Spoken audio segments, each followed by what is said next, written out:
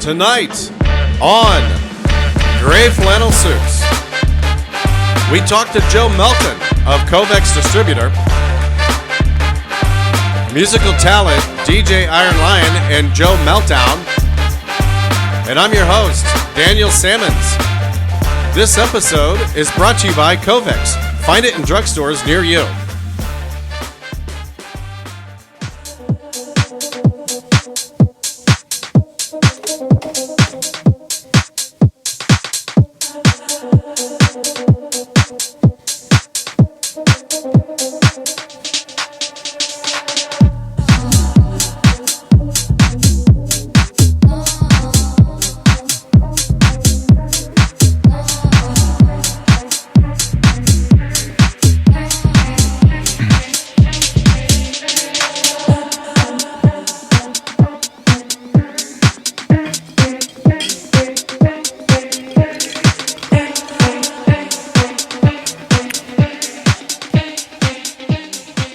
Welcome to Gray Flannel Suits. Thank you for joining us once again for the next episode. We're very excited to be in Indianapolis and getting the following that we're getting. So make sure that you like and follow. To sound cliche, don't mean to, but make sure you like and follow so that you can get future updates. So Joseph, if I'm not mistaken, you always surprise me with the newest song. Last time it was what was that? It was Down Under. Down Under. Yeah. And it was awesome. This time, if I'm not mistaken, was that from the Squid Games? I do have a Squid Game remix, but that one wasn't it. I'll play it later. Hey, did you ever watch the Squid Games? That stuff was wild. You watched the whole thing? I watched the whole thing with my wife, and I kind of figured it out. I figured it out about midway through. Yeah, I did too. I just kept looking like, oh my God, the numbers have some significance. Yeah, and that old man has number one. Yeah, I'm like, interesting. It's always the one that you least suspect in that kind of thing. Yeah, but I got to be honest, I thought I had it fully figured out, but it took me a little over half the season to figure out that the old man actually had something to do with it. I didn't get it. Should we have said spoiler alert? Hopefully by now everybody's seen it. Yeah, if you're late to the game, right? You're late to the game. You know who we got in the studio tonight, by the way? How can I not? This man is pretty much, in my book, one of the most hidden treasures of Indianapolis. The whole state. I'm not going to just say Indianapolis. Yeah. I love this guy, right? I've known him for a while. He's a man that's got a lot of different types of talent. And most people don't know everything that this man does. They know a little bit, depending on the circle they run in, but they have no idea what they truly what all this man brings. So I'm really excited. I'm feeling like you're describing John Wick or something. Like we're about to just find out. Well, listen, in the studio tonight, we have no other than Joe Melton. Joe, welcome to Gray Flannel Suits, sir. Daniel, good to see you. Thanks for having me. Joseph, always a pleasure, buddy. Always, man. I think it was it Bella Vita the last time we played together? Yeah. It was one of those things where a lot of people were just dancing. I'm just like, he's always got the groove. And it's like the songs are top 40 known song, and Joe finds that middle groove where he just enhances it. Yeah. Well, playing the drums my whole life, the one thing I think I appreciate about playing with you and other DJs is we never discuss what you're going to play. Nope. It's all ad-libbed, and whatever you decide to pull out, I just follow you around. And so when playing Bella Vita, obviously we're playing very middle of the road music that 30 to 50-year-olds are going to appreciate. But tonight we'll have a little more fun, do some different stuff. Oh yeah. Well, it's a little different. I've played drums since diapers. My older brother, Dave, played the drums, and then I'd sneak in his room when I was a little kid and start playing them, and then eventually took lessons and moved on. And all through high school and college, I played in original bands and cover bands and really enjoyed it. But eventually you reach a point where the band that you're in, you either A, can't write a hit, B, can't get along, C, nobody wants to hear the cover music that you want, and D, you're always trying to get people to come out and see your band specifically because it's your band. And then I was actually in a band with some great friends after college, 2001 and 2005, wrote an album that we thought people were going to like a lot, but it didn't sell. And now you're trying to get people to come see your original music. And at the same time that was happening is dance music started to take over the world. In 2000 and on, of course, music always goes cyclically, right? Everything changes. Yep. But during that period of time, if you go to a club, if you went in Indy, if you went to the Vogue, or back then it would have been Lotus or Have a Nice Day Cafe. Lotus. Right? Back in the day, it was club music that was happening. And I was down in Miami in 2001. I was at Mansion, which doesn't exist anymore. But I'm in there, and for the very first time, I saw a drummer playing to house music. And this guy was spending more time talking to girls and drinking than he was drumming. But I was impressed by what he was doing, even though he just had one snare, didn't have a hi-hat, had one little bongo, and a cowbell, but was doing what he could. And I walked up about halfway through the night after I've had a few cocktails in me, and I'm like, hey, man, don't want to interrupt you, but I just want to say I like what you're doing. And he looks at me and he hands me his drumsticks and he says, I'm going to the bar. And that's it. and just walks away and goes to the bar. And then right then the DJ played Tiesto's Love Comes Again, which back in 2001 was the biggest dance hit of the year. So I knew it frontwards and backwards. I'd never done percussion to it, but I'm like, I know this song. So I just walked up and started playing. And he wasn't very good. I think in Miami, it was just so ubiquitous that they have musicianships with music everywhere. Every club has live music. It's just more natural there. And this guy just wasn't very good, and he wasn't playing much. He'd play for like a verse and then quit, and every time his girlfriend was talking to him. And so I saw him talking to a girl more than he was actually playing. All I just said is, I'm a drummer, I like what you do, but I've never played percussion like this before to dance music. Unique, well done. And that's all I was going to say. Right. And he's like, I'm going to go get a drink. And he didn't tell me to play, but didn't tell me not to play. Nice. But what happened next changed my life, because I knew that song really well, and I immediately just started doing all the things that I would have done if that was my rig and my kit. And it goes really well. Mansion was a place where everybody's in the middle of the club. There's a lot of lounges in the middle. It's meant to look like a living room, right? But I'm right in the middle, and so the focus of the club went from the DJ to me, because I was also playing a lot louder than he was. I knew that was going to help. But when he comes back over, the bouncer stops him and says, just wait here.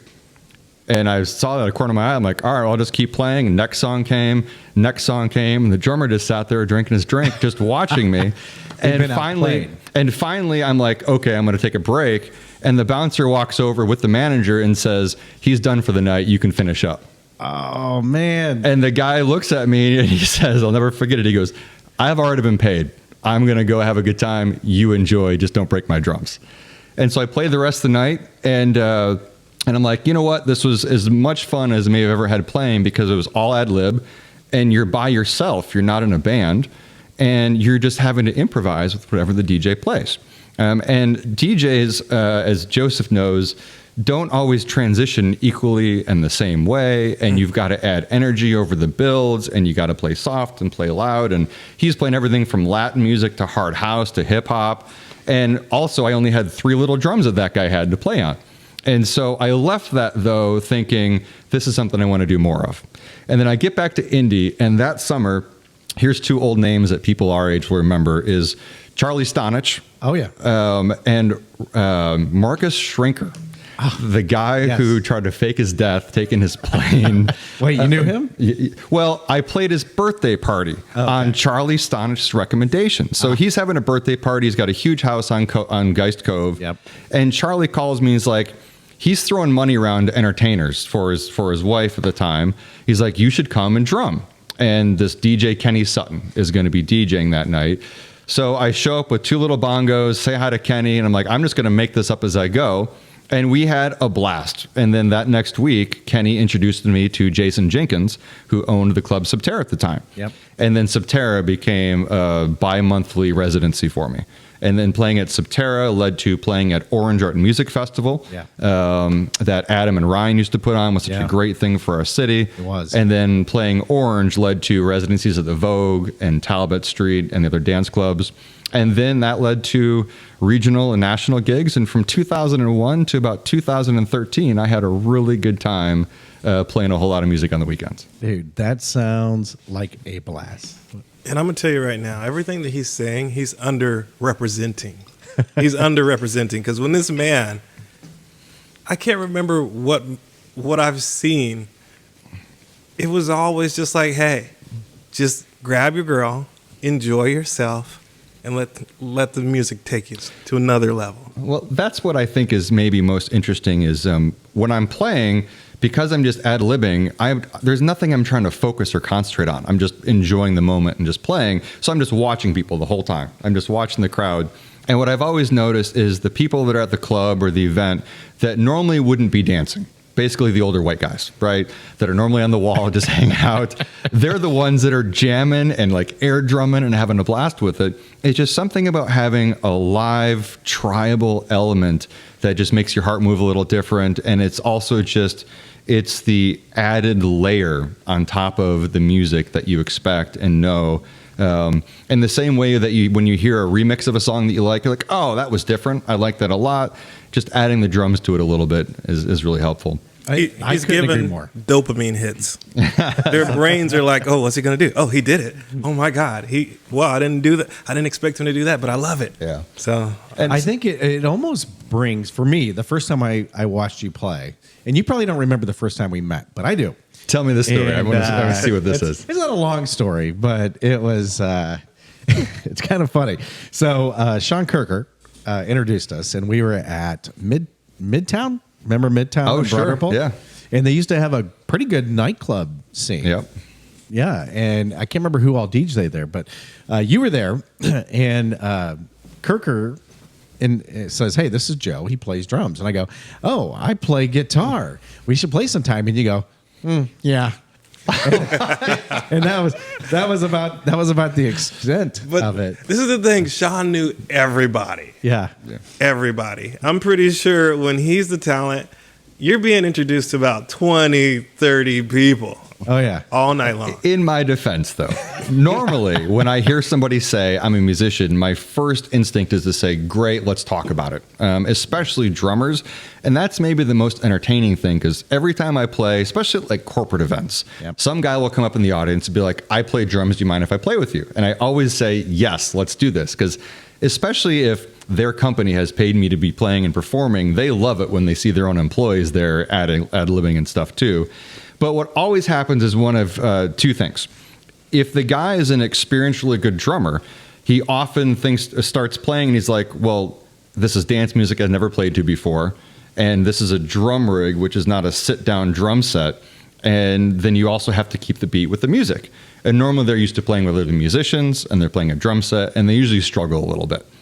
Or they just fake that they played the drums. So I learned that lesson the hard way. So now what I do is I hand them the drumsticks and I go, show me. And I make them do the most basic drum beat you can just to see if their wrists actually work. But the most fun maybe I've ever had is every year in our city, we have the DCI Drum Corps Championships in Indy. Oh. It's usually in late fall. And when I would play downtown at Subterra, those guys just got to know that when they were done with their performance, they would come to Subterra. And so at like midnight, you'd have a bunch of 21-year-old young kids walk in, all guys, of course, and they would just sit there and just watch me drum. And then when I'd take a break and I would take my drums and I would layer them out more flat and long rather than kind of wrap around me so you can get more people behind them. And I would just bring enough drumsticks for all of them, and you'd have an entire drum corps line playing my drum set and jamming in Little Subterra. And that was always one of my favorite ones, small too. place. Yeah. I will say this. I've hired Joe a couple times and never disappoints. I believe when I knew he was the real deal, DJ Ironline, was when my fiance was throwing her birthday party. And it was a heck of a birthday party. That was a heck of a birthday party. It was a heck of a birthday party. And I said, you thought my 50th was good. Hers was amazing. So I was like, you know what? I know who can bring light to this, Joe. Because it's like a live performance. You know what I mean? Like you got the DJ music, but you got the live performance behind it. And you're right. When those drums hit, it's different. People want to dance to it. Long story short, I called Joe up. And I go, all right, so here's my budget. And he goes, okay. And I go, what do I get for that? And he goes, you've got me all night long. I go, what does that mean exactly? And he goes, Well, till the sun comes up. I'm like, you're my guy. Let's do this. And to his credit, it was probably about 4:30, 5 o'clock in the morning. The sun was coming up. And I was still up, and he's down there still jamming on the drums, and has me and my fiance and I can't remember who the other person was, all teaching us how to drum on his drums to the house music. Class act. It was just awesome. Well, you never know when the party is going to peak and valley, and that was one of those that we kind of thought. Was that Tom Miller's house? Yes, Is that Tom's house? was, yeah. So we had been having a good time till the wee hours, and then you're like, you remember you looked at me and you're like, "Will you still play again?" I'm like, "Absolutely." And I know. so It was like, awesome. everybody downstairs, let's do it again. It was awesome. Yep. So, Mr. Lyon, who Yeah. represents, by the way, give you a shout out, Studio 77, if you don't see it on the screen back there. This man owns Studio 77. DJ Iron Lion is kind of like Joe. He's got like this almost like a Batman or Superman kind of thing where you don't know what he does during the day, right? But you know him maybe by getting out into the nightclub scene, right? Because you guys both bring it. So we all know DJ Iron Lion. We know him. He owns Studio 77, which is a group of DJs in the town. Big shout out to you guys. But there's something about him as well. His Batman, his Superman, he's a computer scientist. Did you know that, Joe? I learned that from you, actually. Yes. Just now or earlier? Earlier. How did you go from being someone that liked to play music for other people to developing the actual skills to mix and spin? Well, Rusty Redenbacher. I was Nice. DJing at what was it called? Sushi on the Rocks. Yeah, Sure. Yeah, and I think you guys talked about what was it used to be called, Lotus or something. Yeah. Above it was Lotus. Yeah, that was a cool nightclub. Yeah. Just didn't work. Well, just early too. It was. I mean, other than Have a Nice Day Cafe, it was one of the first ones in our city. Yeah. Have a Yeah. nice day. So Rusty taught you, huh? Well, me and Rusty, there's a similar connection. Tontilla Jenkins, Oh, yeah. she was doing her Laces and Silk Playgirl party. You know, she always had playmates come to these parties. My brother was the manager of the restaurant on the bottom. And the actual club was on the top. And the VIP lounge was at the very top. And so for me, I'm just playing music that I like. And we're just a restaurant. But for some reason, everybody had to hear me before they went up to the club. So they heard great music at the first floor. They went upstairs and they didn't like what they were hearing. So then all these VIPs who paid hundreds of bucks came down to the first floor and they just stayed around. And so from that point, they were like, let's try him upstairs. I wasn't ready for upstairs because a true DJ needed to be upstairs to read that crowd. But Rusty Redenbacher, he saw me, he's like, you know the music, but you don't have the skills. Yeah. So he's like, you got to go to Top Speed. So I went to Alan Roberts, DJ Top Speed. He started teaching me, and that's how I got the skills. Nice. Yeah. What really creates a nice, like, charged environment where people want to go? What do you think it is? Is it lighting? Is it sound? Is it personality like you? Like, what causes people to go to a certain nightclub or not go to a certain nightclub? I always think it comes down to people.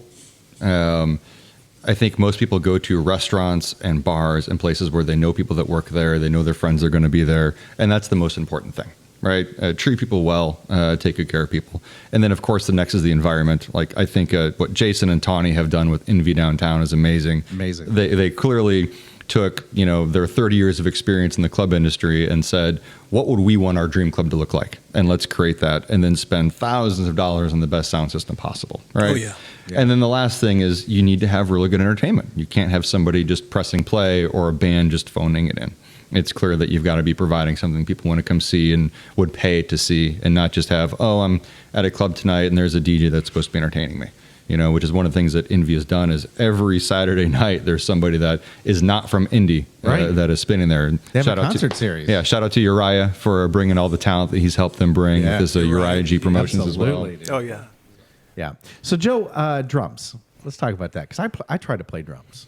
I did, and I failed miserably. But I didn't have any lessons either. I was like, but I should and I would take lessons. What age did you actually start playing drums? Diapers. I would just sneak into my brother's room. But I've taught drum lessons for about 15 years now. I've got 4 students that come every Tuesday and Wednesday night. And almost every one of my students have been to a different instructor before that they weren't happy with. And that's why I teach. I'll never forget it when I first started, where I got to a point where my parents like, okay, he's actually showing dedication to this. I think it was in 5th grade.